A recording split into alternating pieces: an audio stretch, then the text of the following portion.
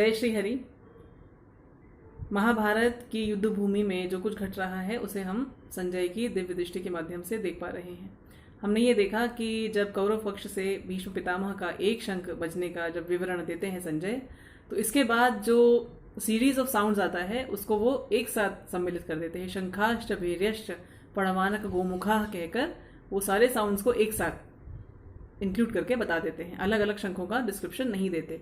लेकिन जब बात पांडव पक्ष की आती है तो ये एक एक शंख को अलग अलग बताते हैं। सबसे पहले दिव्य शंखों की बात करते हैं जो कि श्री कृष्ण और अर्जुन के शंख हैं।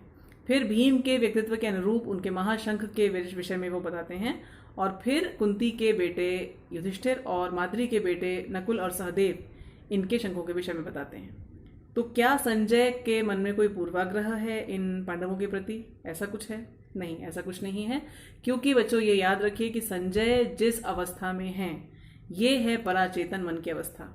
और पराचेतन मन का अर्थ ये हुआ कि अब संजय का व्यक्तिगत मन, संजय की व्यक्तिगत बुद्धि, संजय का अपना कोई पूर्वाग्रह कार्य नहीं कर सकता।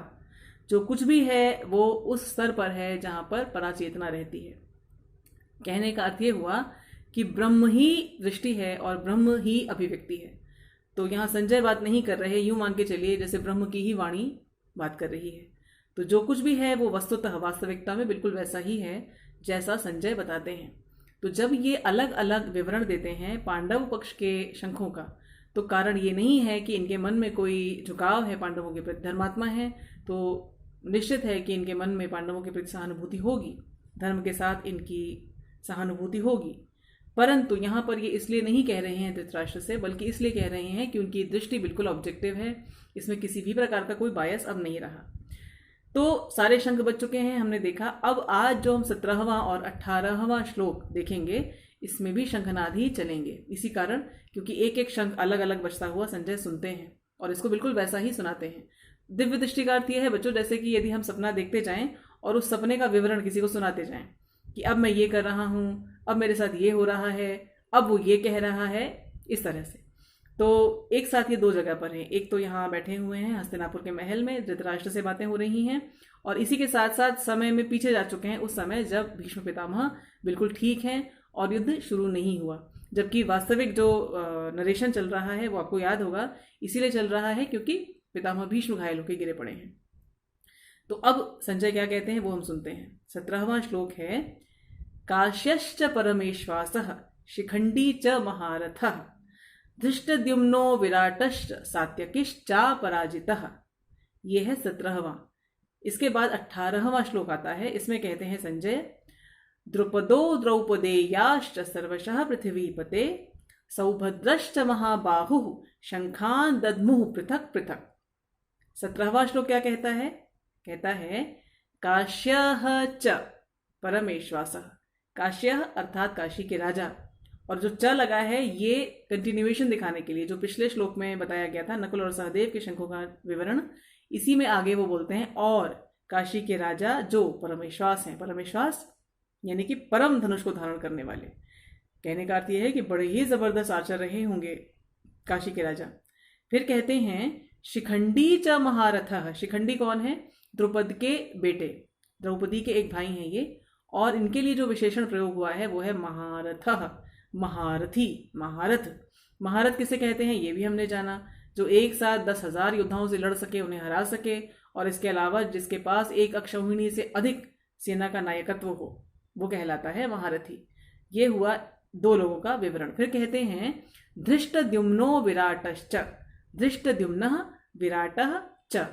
धृष्टद्युम्न और विराट। धृष्टद्युम्न कौन है ये हमें पहले से ही पता है, दुर्योधन, जिनकी ओर अपने आचार्य का ध्यान खींच रहे थे, जो पांडवों की सेना को बड़ी सुंदर तरीके से व्यूह में सजा चुके हैं, और जो द्रुपद के बेटे हैं यानी कि द्रोणाचार्य के शत्रु के बेटे हैं, ये हैं धृष्टद्युम्न।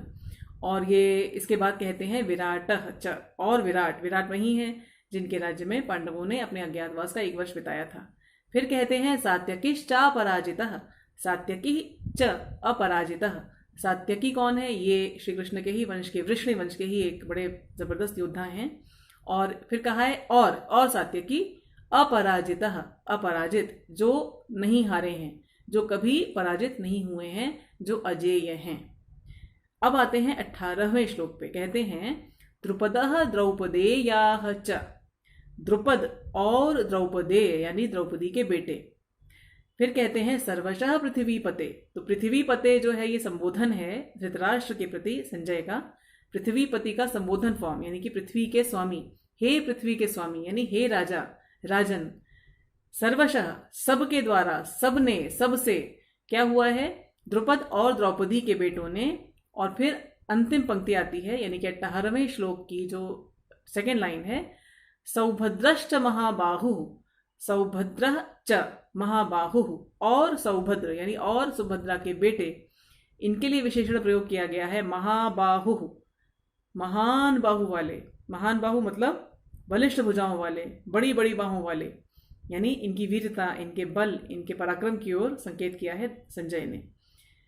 फिर ये कहते हैं शंखान दद्मुः पृथक पृथक, शंखों को बजाया पृथक पृथक।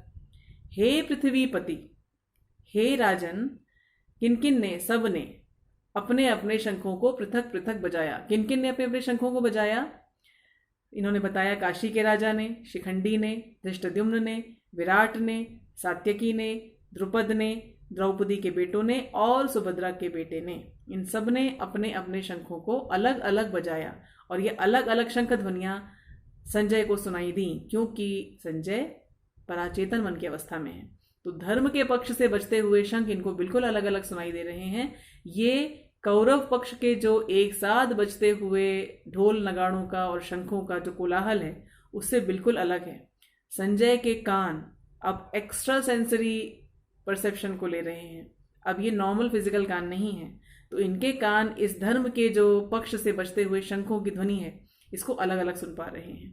तो आज ये शंखनादों की श्रृंखला चल रही है और आज यदि आप थोड़ी सी अपनी कल्पना के घोड़ों को दौड़ाएं, थोड़ी देर ध्यान लगाकर यदि आप उस दृश्य को अपनी कल्पना में लाने का प्रयास करें, जब इस कुरुक्षेत्र की रणभूमि में ये दोनों सेनाएं, एक और पांडवों की 7 अक्षौहिणी सेना और उधर कौरवों की 11 अक्षौहिणी सेना, इतनी जबरदस्त संख्या में एक से एक धनुर्धर खड़े हुए हैं। और फिर वो जो कौरवों के पक्ष से एक सिंहनाद जैसा शंख बजने के बाद लगातार ढोल नगाड़े शंख दुरहियां बज रहे थे, इसके साथ अलग अलग एक के बाद एक शंख बजने की ध्वनि आ रही है और उसमें 2 ध्वनियां जो हैं वो दिव्य कही गई हैं, डिवाइन, यानी उनके साउंड में, उनकी ध्वनि में, उनकी एनर्जी में कुछ ऐसा है जो नेचुरल नहीं है, जो प्राकृतिक नहीं है, प्रकृति के परे।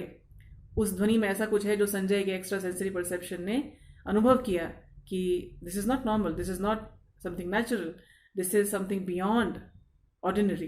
तो ये है इनका जो पराचेतन परसेप्शन, और इसकी थोड़ी सी झलकी अगर हम थोड़ा ध्यान लगाएं तो हमें भी मिलती है।